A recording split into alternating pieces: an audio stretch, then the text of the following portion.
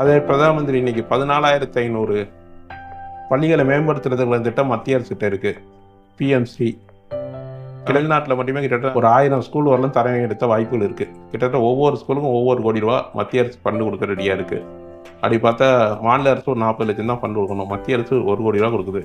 நம்ம ஊரில் உள்ள நம்ம பகுதியில் உள்ள பள்ளிகள், அரசு ஆண்கள் மேல்நிலைப் பள்ளி, அரசு பெண்கள் மேல்நிலைப் பள்ளி, இதெல்லாம் ஒவ்வொரு கோடி ரூபா ஃபண்டு போட்டு அது தரம் ஏற்றினா எவ்வளோ சூப்பராக இருக்கும். அவங்களுடைய சிஸ்டம் படி பார்த்திங்கன்னா ஃபஸ்ட் ஸ்டாண்டர்டு, செகண்ட் ஸ்டாண்டர்ட், அதாவது 1வது 2வது அதெல்லாம் பார்த்திங்கன்னா எஜுகேஷனே கிடையாது.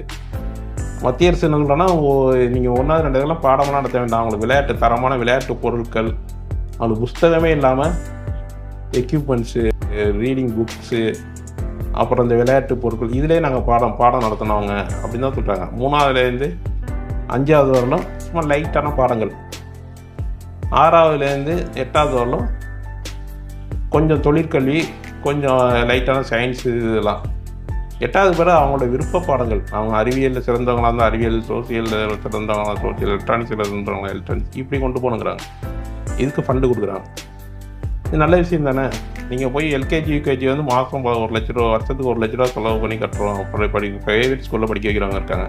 என்ன பண்ணுறாங்க, அழகாக ஸ்டிக்கர் ஒட்டியிருக்காங்க, நிறைய விளையாட்டு ஜாமான்களை ஒரு 10 லட்ச ரூபாய்க்கு வாங்கி போட்டுருக்காங்க. அதே தான் மத்திய அரசு சொல்லுது, 10 லட்ச ரூபாய்க்கு நாங்கள் தரோம், நீங்கள் விளையாட்டு ஜாமான் வாங்கி போடுங்க, 1வது 2வது எடுங்க, 1வது 2வது வரலும் விளையாட்டு கல்வி வைங்க. மாநில அரசு இதுக்கெல்லாம் நம்ம செலவு பண்ணணுமா? அந்த பண்டையெல்லாம் எடுத்து மத்திய அரசோட அந்த பண்டையெல்லாம் எடுத்து தேவையில்லாத திட்டங்களுக்கு செலவு பண்ணிட்டு மத்திய அரசு கொடுக்குற ஃபண்டை ஒழுங்காக பயன்படுத்தாமல், மத்திய அரசு கொடுக்குற ஃபண்டை செலவு செய்யாமல், இல்லை வேறு திட்டங்களுக்கு செலவு செஞ்சு, இப்படி ஒரு மாநிலத்தோட நிதிச்சுமையே பார்த்திங்கன்னா தமிழ்நாடு அரசு இன்க்ரீஸ் பண்ணி வச்சுருக்கு.